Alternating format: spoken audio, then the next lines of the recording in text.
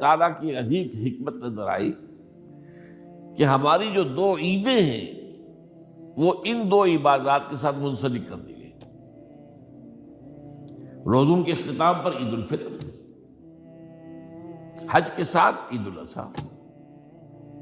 تو گویا کہ ان دو عبادات کی اہمیت میں اگر کسی درجے میں کوئی کمی محسوس ہوتی ہے قرآن مجید کے بیان کے حوالے سے، تو اس کی تلافی اس سے ہو جاتی ہے کہ عیدین ہماری دو ہی عیدیں ہیں، دو ہی تہوار ہیں، اور وہ ان دو عبادات کے ساتھ جوڑ دیے گئے۔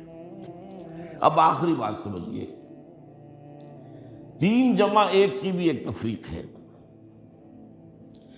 3 عبادات وہ ہیں جو مؤقت ہیں صرف، یعنی معلق بالزمان، ان کا تعلق وقت کے ساتھ ہے، یہ نہیں کہ کسی خاص جگہ سے متعلق ہے۔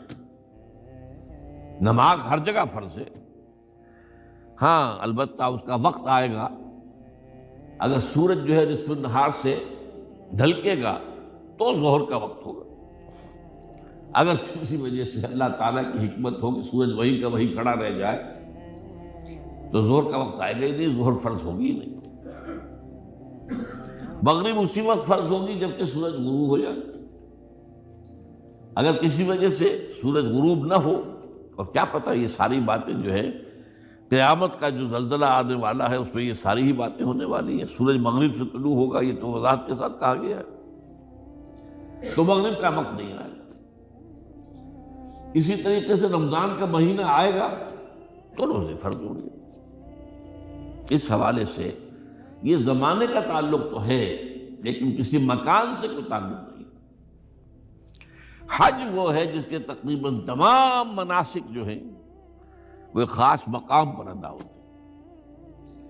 آپ سفر کر کے جائیے، مکہ مکرمہ جائیے، اللہ کے گھر کا طواف کیجیے، پھر وہاں سے جو بھی روانگی ہوتی ہے یوم الترویہ 8 ذی الحجہ کو نکلیے اور جا کر منا میں قیام کیجیے ایک رات، پھر 9 کی صبح کو نکلیں عرفات جائیے، عرفات میں شام تک قیام رہے گا، لیکن مغرب کی نماز کے وقت کے بعد وہاں سے نکلیں گے، مغرب وہاں پڑھیں گے نہیں، وہ جا کر مزدلفہ میں پڑھی جائے گی عشاء کے ساتھ ملا کر، چاہے کتنی ہی دیر ہو جائے۔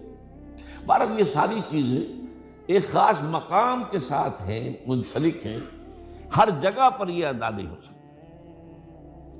اب اس میں دیکھیے حکمت نظر آ رہی ہے، چونکہ حج جو ہے ایک خاص جگہ پر ایک خاص مقام سے وابستہ ہے، اس کے ساتھ جو عید الاضحیٰ وابستہ کی گئی ہے، یہ گویا کہ حج ہی کے ایک رکن کو پھیلا دیا گیا ہے۔ قربانی جو مناسک حج میں بڑی اہمیت کی حامل ہے، اسے عام کر دیا گیا۔ تم مدینے مکے تو نہیں پہنچ سکے ہو لیکن یہاں پر قربانی کے اندر تو شریک ہو جاؤ۔